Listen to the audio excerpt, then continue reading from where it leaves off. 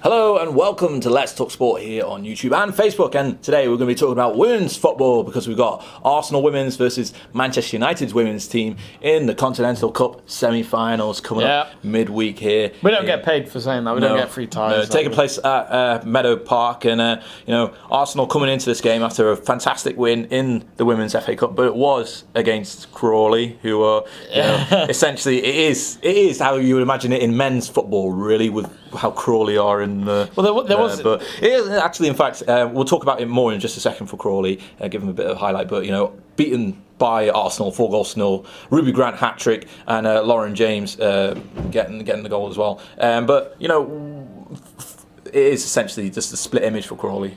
They are the lower team. Yeah, I think the women's team's better than the men's team in terms of performances. I think they probably are, because the Crawley men's team are in League 2, I think. I might be completely wrong, but they've been on and off the Crawley men's team, but they were non-league years and years ago, so they've done okay. But there was a player, I can't remember the name, from the Crawley women's team who actually gave up football for 4 years.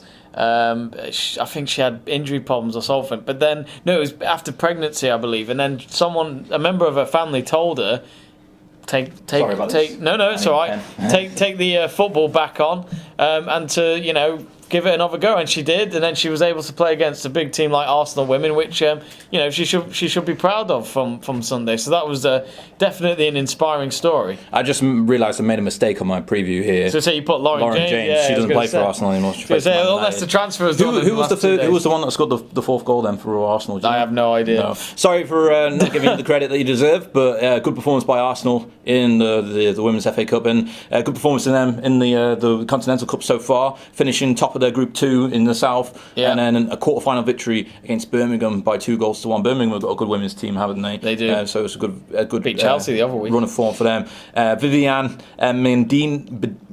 Medina, I think that's how you pronounce it. Medina, Medina, as a top quality player for them. 16 goals on the season so far in the league. Danielle van der Donk as well, 10 goals, and Jordan Nobbs as well, 9 goals for them. Well, she's out, so Jordan Nobbs is out for the season, so she's useless for them now. So is that kind of a concern then for Arsenal then moving forward, or do you think because of United's position, we'll get onto United in just a second, because of the fact that United are in a tier below Arsenal in the women's league structure, do you think then they should be able to get through without a key player like Jordan Nobbs? I think they'll be fine. I think it dents their chances for the title, but I think for Arsenal women, they've had a few years of denial where they've not been able to compete for the WSL, but yet again, Man City women have had parties before they've even won it, because they have just been absolutely nailing it. I think as well, I watched the Arsenal-Reading match last week, and that was in the WSL. Arsenal went away for that match, and they got the win. They won 1-0, but one of their main manager, I'm trying to remember the name, I think it's Joseph Montero or something like that. Joe Montero. Montenegro, and he was ill, so they had the assistant coaches taking charge. He had a really bad flu. And Arsenal won the match from an early goal, and it was only 1-0 at the end, but they only scrappily won. So there has been moments where they've had it quite difficult. But I think as well, Jordan Nobbs was there as one of the co-commentators, and she's gutted that she can't make the World Cup, because the opportunity would have been perfect with the season she's had until she got the injury. So, for Arsenal women, they're hanging in there. I don't know if they're going to want to focus more on this cup or the league, because they're still in both competitions where the league is very, very open at the moment. I think in the league as well, they're quite close to City compared to the other teams. I mean, we'll get on to we've done a preview as well for the City Chelsea game. Make sure you check that out if you haven't already, or just watch it for fun, if you want, or anything like that. But in the terms of league structure, Arsenal are second, aren't they? Sandwiched in between Chelsea and Man City. But the difference between Chelsea and Arsenal in the league is the fact that Arsenal have been able to score goals where Chelsea haven't.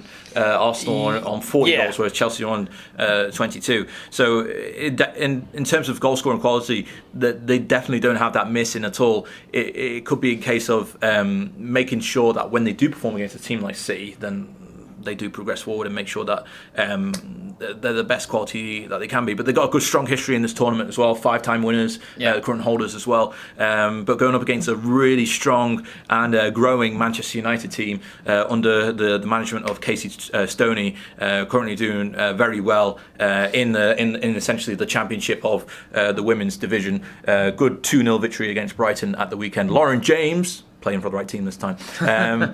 Getting the goals on that occasion there, and they did well in the Continental Cup group stages as well, winning the Group 2 North and then quarter-final victory against West Ham by 2-0 So Jessica Singworth on 9 goals, Molly Green 10 goals, and Ella Tooney on 7 goals as well. Some potential goal-scoring threats as well, but arguably Arsenal will be their true biggest test of all these women's careers so far. Absolutely. I mean, some of these players have played for Liverpool ladies.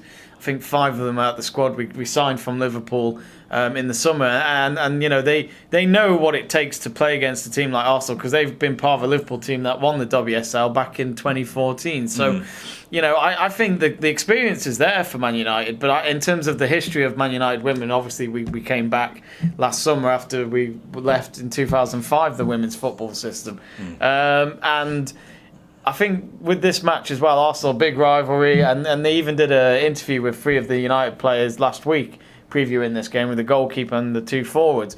And they were just saying, this fixture on paper is a big, the history that United and Arsenal have together, whether it's in women's football or in men's football, it's a big one. Yeah. And I think, as well, you got to remember Casey Stoney's going up against Arsenal as well. This is a legend of Arsenal going up against going up against them as a Man United women's manager. And as you say, she's doing great, and it's good to see. So I wish her a lot of luck for this match, but I honestly think Man United could win this cup, because I think people got to get used to this. United are going to be in the WSL. It'll happen sooner. It'll happen either next season or the season after. But it helps when your team is full time. When a lot of the teams in women's football are still part time. These players have other jobs during the week. They can't just dedicate all their time on what they're going to do in the next match tactic wise. It's just the way it is, sadly. This is when I've always said there needs to be more funding in women's football, but I'll say this now, this is why the Lionesses reaching the semis in the World Cup was a big thing, because a lot of money went back into it from the FA. So I think United are just as favourites as Arsenal are for this game, but as I said, they've been in a league where they've most of the time won a match quite comfortably. They had 1 defeat recently, just before Christmas, I think it was. So that might have been a reality check. But I think this is going to be a cracking game. It's on BT Sport as well, so a TV match on Thursday night. So I think we've got a hell of a game. What's your scoreline prediction, though? Well, no Manchester United loyalties. My scarf's over there. I'm not going to be able to grab it. Can't reach it. That's a good thing. That's a good thing.